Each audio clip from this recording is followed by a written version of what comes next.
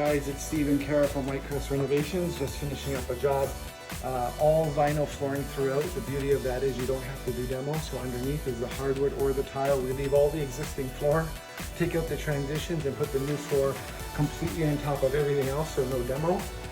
Bathroom, we left the vanity, I sprayed the doors white because this was cut by our suppliers. It's the quartz that matches the kitchen, new black faucet and hardware.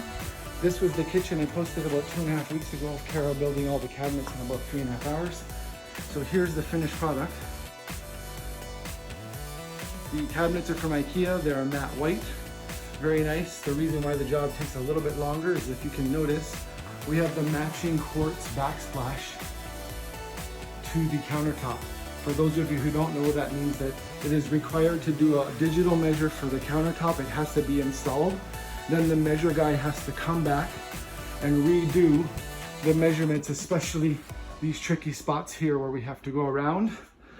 Easy clean, easy maintenance, beautiful, clean, crisp look.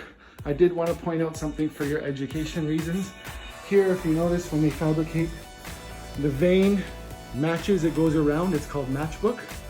But it's also important when you have seams, this is the only one. If you look here, the vein also continues.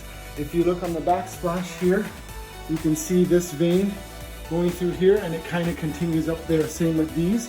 When they come down, we try to line up the veins. You can see another one here. And then it goes up, so that when you stand back here, you see the continuous lines. Another one here, see? This one's beautiful. Lines up close enough that when you stand back here, it looks like it's continuing up the wall. Stay tuned, this was a great project. We're excited about moving on to the next one, which evidently looks like it's directly next door. So stay tuned and we'll post some more videos.